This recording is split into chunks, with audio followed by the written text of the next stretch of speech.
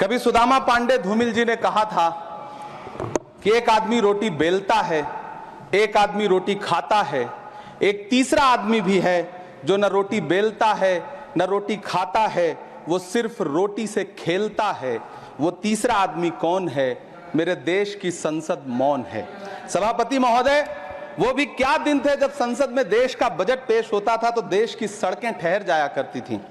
Rail budget पेश होता था तो लोगों की उम्मीदें रेल के डिब्बों की तरह पटरियों पर दौड़ने लगती थीं।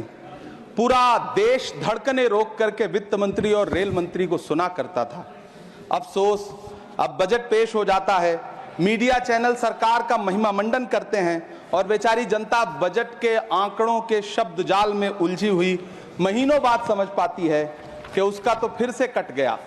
सभापति महोदय, पिछले 2 साल अमृतकालीन बजट पेश किए गए और इस बार एक नई शब्दावली गढ़ी गई है, तुष्टीकरण बनाम संतुष्टीकरण का बजट। सभापति महोदय, सुनने में कितना अलंकारिक लगता है ये शब्द। सोच रहा हूं देश की वित्त मंत्री और प्रधानमंत्री जी से पूछूं कि आखिर किसकी संतुष्टि? जिस बजट में मनरेगा के लिए 1 रुपए की बढ़ोतरी ना हो, वही पुराना 86,000 करोड़, जबकि पहले ही 9,754 करोड़ का घाटा हो, जिस मनरेगा से करोड़ों मजदूरों के घर में चूल्हा जलता हो, उस मनरेगा में काम करने वाले गरीब मजदूरों के लिए अगर आपके खजाने से 1 रुपया भी इजाफी नहीं निकल सका तो भला कौन संतुष्ट हुआ साहब? इस देश का गरीब मजदूर या आपके उद्योगपति दोस्त? वो जो महाराष्ट्र में लोकसभा और विधानसभा के बीच में 40 लाख मतदाता बढ़ाए गए थे, अरे उन्हीं के लिए मनरेगा का थोड़ा सा बजट बढ़ा देते। क्या उसमें मनरेगा का एक भी मजदूर नहीं था? 40 लाख लोगों में सारे के सारे 12 लाख की छूट वाले से आगे के लोग थे। सभापति महोदय, कल जब वित्त मंत्री जी देश की संसद में भाषण दे रही थी तो वहां मुंबई में कोई गरीब इंसान जब अपनी जेब टटोल करके अपनी मोटरसाइकिल में 1 लीटर पेट्रोल भरवा रहा था तो उस पेट्रोल की कीमत थी 103 रुपया प्रति लीटर। आखिर इतना महंगा पेट्रोल डीजल खरीद के कौन संतुष्ट हो रहा है? इस देश के गरीब लोग या फिर सरकार के चहेते धन्ना सेठ? सभापति महोदय, वित्त मंत्री जी इस बजट को मध्यम वर्ग को संतुष्ट करने वाला बजट बता रही हैं। अरे मैडम, हम आप यहां पर बैठे रहते हैं और वहां बाहर इसी दिल्ली में 1 लीटर दूध, चाहे वो अमूल का हो या फिर मदर डेयरी का हो, उसकी कीमत 73 रुपए लीटर है। इतना महंगा बेच करके कौन संतुष्ट हो रहा है? गरीब जनता या आपके धन्ना सेठ दोस्त? सभापति महोदय, इस सरकार का बाजार और महंगाई पर कोई नियंत्रण नहीं रह गया है। चाहे देश में लहसुन 400 रुपए किलो बिक जाए, टमाटर 100 रुपए किलो बिक जाए, प्याज का दाम सुनकर आंखों में आंसू आ जाए, लेकिन वित्त मंत्री महोदया बजट में महंगाई का मां भी नहीं बोलती हैं। बच्चों की किताब और पेंसिल तक पर टैक्स लगाने वाले सरकार से मैं पूछना चाहता हूं कि आप मध्यम वर्ग का हितैषी बताते हैं खुद को, तो शर्म नहीं आती है? खुद को धार्मिक कहने वाली सरकार भगवान श्री कृष्ण के प्रिय खाद्य पदार्थों दही और मक्खन तक पर जीएसटी लगाती है और बात करती है मध्यम वर्ग की हिमायती होने की। जिंदा रहते हुए जनता से हर चीज पर टैक्स वसूलने वाली यह सरकार कम से कम मरने पर तो लोगों को बख्श देती, लेकिन नहीं, वहां भी लूटना है। अंतिम संस्कार के सामान, अगरबत्ती, धूप बत्ती, केवड़ा जल, चंदन पाउडर, जौ, बताशा, काला तिल, पंचरत्न, कपूर और कफन तक पर टैक्स लेने वाली यह सरकार किस मुंह से खुद को मध्यम वर्ग का हितैषी बताती है? कौन सी संतुष्टि? किसकी संतुष्टि? कदम कदम पर टैक्स देकर लुटने वाली जनता की या फिर जनता से टैक्स वसूल करके धन्ना सेठों का खजाना भरने वाली सरकार की? किसकी संतुष्टि? सभापति महोदय, 18 अगस्त 2015 आरा का बिहार का ऐतिहासिक मैदान, सजा हुआ मंच, हजारों की भीड़ और सामने खड़े हुए देश के प्रधानमंत्री का भाषण। बिहार के भाइयों बहनों, आज मैं बिहार के लिए पैकेज की घोषणा कर रहा हूं। 50,000 करोड़ कर दूं कि ज्यादा कर दूं? अखिलेश भाई, 60,000 करोड़ कर दूं कि ज्यादा कर दूं? 70,000 करोड़ कर दूं कि ज्यादा कर दूं? 80,000 करोड़ कर दूं कि ज्यादा कर दूं? चलो, मैं बिहार को 1.25 लाख करोड़ का पैकेज दे रहा हूं। 10 साल हो गए सभापति महोदय, वही ढाक के 3 पात। बिहार आज भी विकास की बाट जोह रहा है। भाषण आज भी प्रधानमंत्री जी के YouTube चैनल पर सुना जा सकता है। जो झूठ बोल के करता है मुतमईन सबको, वो झूठ बोल के खुद मुतमईन नहीं होता। सभापति महोदय, ये तो राहुल जी का असर है। कौन सा शब्द सर, कौन सा शब्द? झूठ। ठीक है सर, मिथ्या बोल करके, जो मिथ्या बोल के करता है मुतमईन सबको, वो मिथ्या बोल के खुद मुतमईन नहीं होता। ये राहुल जी का असर है। जो मखाना बोर्ड की घोषणा हुई, अखिलेश जी आपको याद होगा, भारत जोड़ो न्याय यात्रा में 30 जनवरी 2024 को बिहार के रंगभूमि मैदान में राहुल गांधी जी का पूर्णिया में भाषण था और उसमें मखाना को लेकर उन्होंने आवाज उठाई थी। ये उनका असर है कि आपको मखाना बोर्ड बनाना पड़ा, वरना तो आप मैखाना बोर्ड बनाने वाले लोग हैं। सभापति महोदय, बिहार को झूठे पैकेज और चुनावी दिलासे देना बंद करिए। आज भी जब कोसी में बाढ़ आती है तो पूरा सीमांचल बर्बाद हो जाता है। मैंने उस तबाही को अपनी आंखों से देखा है। 2016-17 की बाढ़ में अपने इन्हीं हाथों से राहत सामग्री बांटी है मैंने। अगर सच में बिहार के लिए कुछ करना चाहते हैं तो बिहार को बाढ़ से बचाने का प्रबंध करिए। पूर्णिया एयरपोर्ट 10 साल से बाट जो रहा है, घोषणा 2014 में हुई, बन के आज तक तैयार नहीं हुआ। अलीगढ़ मुस्लिम विश्वविद्यालय का किशनगंज सेंटर बजट के अभाव में दम तोड़ता जा रहा है। मैंने पिछले बजट सत्र में भी आवाज उठाई थी। आज फिर वित्त मंत्री जी से अनुरोध करना चाहता हूं, दामन फैला करके, कि अलीगढ़ मुस्लिम विश्वविद्यालय का किशनगंज सेंटर बन जाने दीजिए। आखिर कौन सी नफरत है? यह मुल्क हमारा भी है, इस मुल्क की मिट्टी में हमारा भी खून पसीना शामिल है। हमसे इतनी भी क्या नफरत? रिश्तों की ये नाजुक डोरें तोड़ी थोड़ी जाती हैं, अपनी आंखें दुखती हो तो फोड़ी थोड़ी जाती हैं। सभापति महोदय, अल्पसंख्यक मंत्रालय का बजट काटकर मौलाना आजाद नेशनल फेलोशिप बंद कर देना, प्री मैट्रिक स्कॉलरशिप बंद कर देना, नई मंजिल योजना बंद करना, धरोहर योजना बंद करना।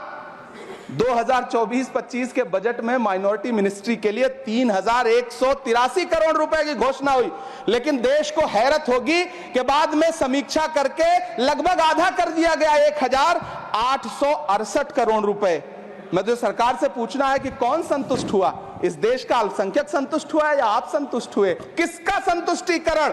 सभापति महोदय, मैं प्रधानमंत्री जी से कहना चाहता हूं कि आप ही ने 1 मार्च 2018 को किंग अब्दुल्ला को, जॉर्डन के किंग अब्दुल्ला को मेहमान बना करके इसी दिल्ली में एक कॉन्फ्रेंस में कहा था कि मैं मुसलमानों के एक हाथ में कंप्यूटर और दूसरे हाथ में कुरान देना चाहता हूं। कंप्यूटर देने की बात तो छोड़िए, पढ़ाई के लिए जो स्कॉलरशिप मिल रही थी उसको भी छीन लिया आपने। किसको संतुष्ट करने के लिए? हम समझते हैं इस साजिश को। आप माइनॉरिटी मिनिस्ट्री का बजट काटते काटते एक दिन मिनिस्ट्री को ही बंद कर देना चाहते हैं। वो जहर देता तो सबकी नजर में आ जाता, सो ये किया कि हमें वक्त पर दवाएं न दी।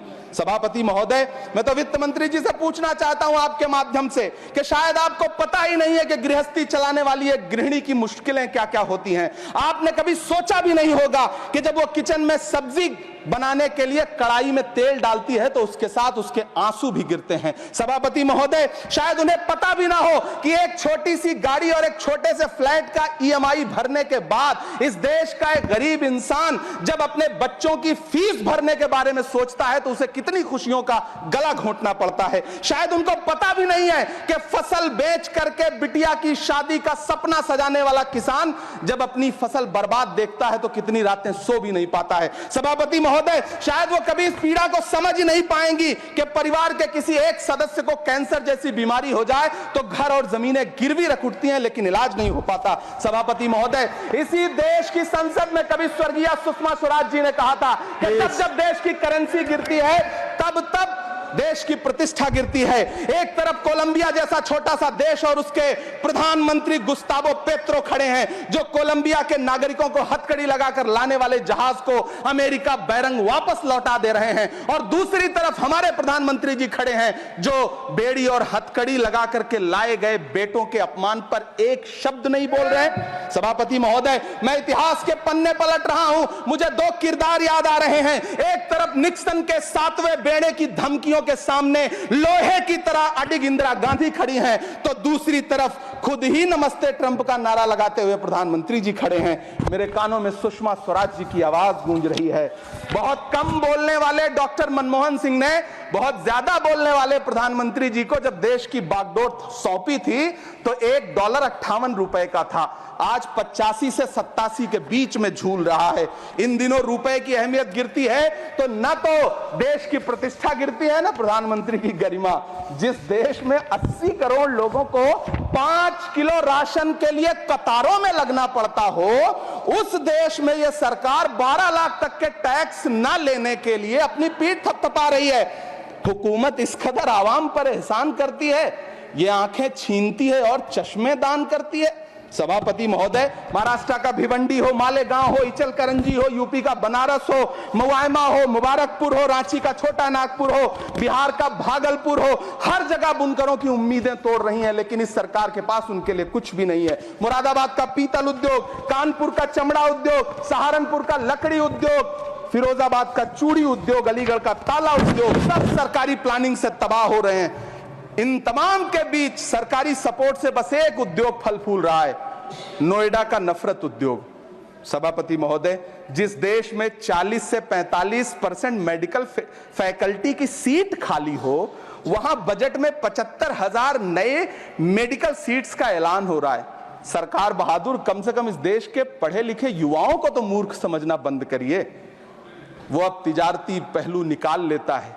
पहले 7500 मेडिकल सीट्स बाद में बनाइएगा, पहले जो एम्स में 2161 पद खाली पड़े हैं उनको तो भर दीजिए। वो अब तिजारती पहलू निकाल लेता है। मैं कुछ कहूं तो तराजू निकाल लेता है। मैं इसलिए भी तेरे फन की कद्र करता हूं तो झूठ बोल के आंसू निकाल लेता है। सभापति महोदय, फिर झूठ आया है, मैं उसे मिथ्या कर दे रहा हूं। शायरी में बार बार आ जाता है, क्या करूं महोदय। काश ये बजट, सभापति महोदय, वो एक शब्द मैं मिथ्या कर दे रहा हूं सर, वो एक शब्द को हटा दीजिए। ध्यान रखें, ऐसे जो भी शब्द होंगे आपके भाषण में सभापति महोदय,